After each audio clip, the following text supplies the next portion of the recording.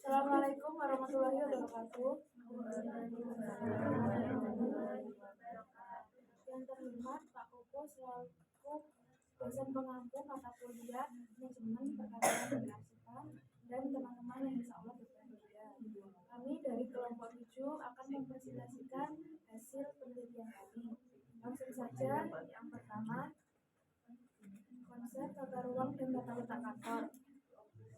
Istilah tata ruang kantor berasal dari bahasa Inggris, yaitu office, layout, atau sering disebut juga layout. Tata ruang kantor adalah pengaturan perabotan, mesin dan sebagainya di dalam ruangan yang tersedia.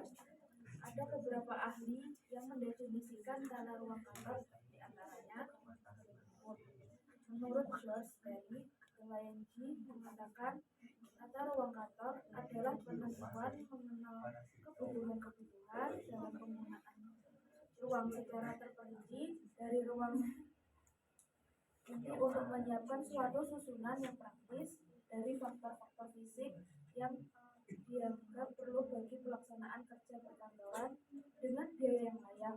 Peter File dan Peterson menyatakan bahwa tata ruang kantor dapat dirumuskan sebagai penyusunan perabotan dan perlengkapan pada luas lantai yang tersedia.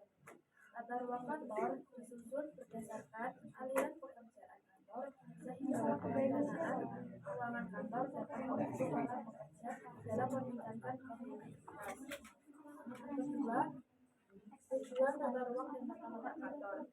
Menurut LNG adalah sebagai berikut. Pekerjaan di kantor itu dalam proses pelaksanaannya dapat menempuh jarak yang sependek mungkin, rangkaian aktivitas tata usaha dapat mengalir secara lancar, kesehatan dan kepuasan bekerja para pegawai dapat terpelihara, pengawasan terhadap pekerjaan dapat berlangsung secara memuaskan, seluruh ruang dipergunakan secara efisien untuk keperluan pekerjaan, pihak luar yang mengunjungi kantor yang bersangkutan mendapat kesan yang baik tentang organisasi tersebut.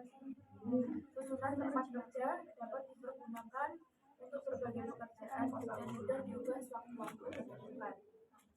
Tata ruang kantor yang ideal, Georgius dan Stanford menegaskan bahwa tujuan tata ruang kantor yang baik bagi suatu kantor adalah yang pertama, persyaratan peraturan perundang-undangan dipenuhi. Yang kedua, setiap ruangan dipergunakan sehingga bermanfaat besar. Yang ketiga, kondisi kerja yang baik disediakan bagi setiap orang. Yang keempat, memudahkan pengawasan untuk dapat melihat staf yang bekerja.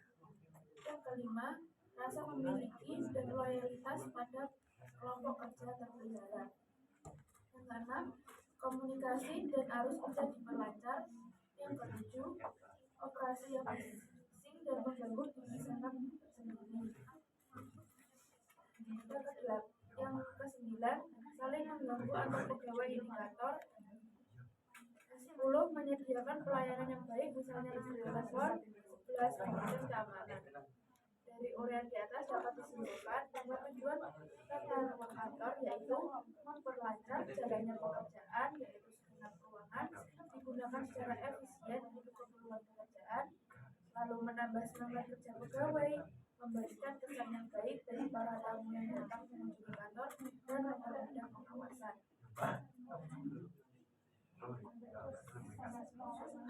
Selanjutnya, asas pokok tata ruang kantor.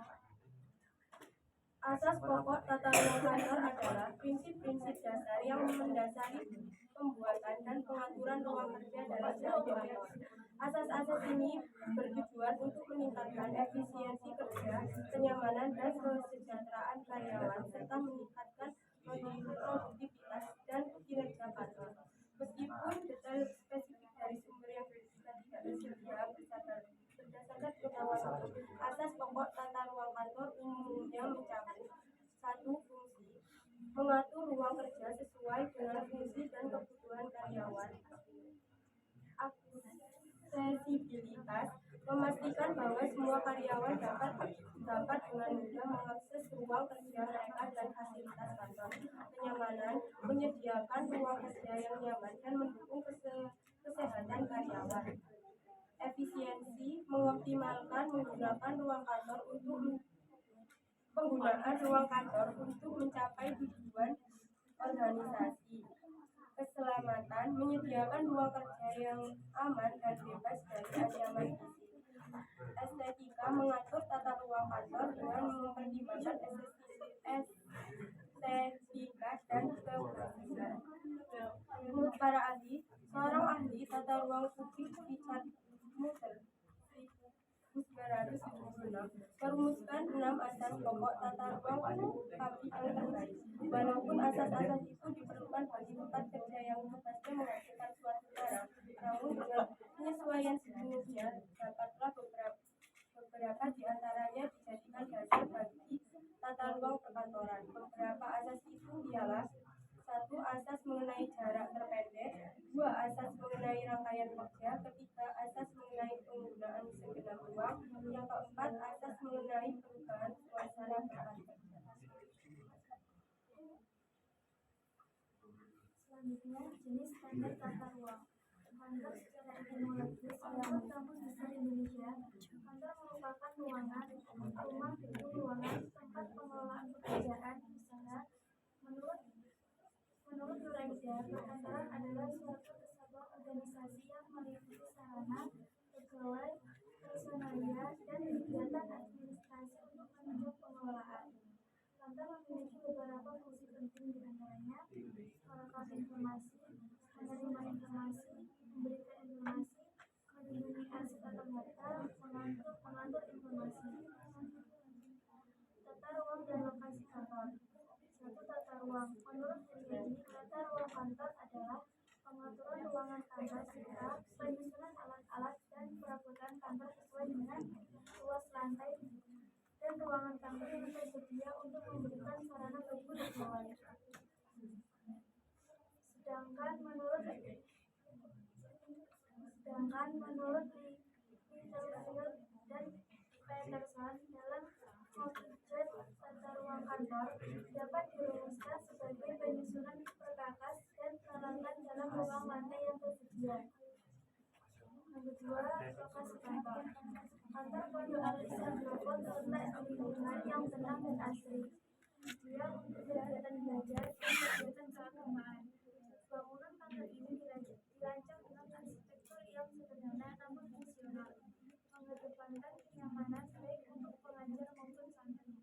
Dikelilingi oleh taman dan ruang terbuka yang luas. Kantor ini dilengkapi dengan fasilitas pendidikan seperti ruang kelas, perpustakaan, dan ruang ibadah. Lokasi ini mudah diakses dari jalan utama dan memiliki area parkir yang cukup untuk sampai serta penghuni. Sekian dari kelompok kami, semoga bisa bermanfaat bagi kita semua. Mohon maaf jika ada salah kata. Sekian, wassalamualaikum warahmatullahi wabarakatuh. Waalaikumsalam warahmatullahi wabarakatuh.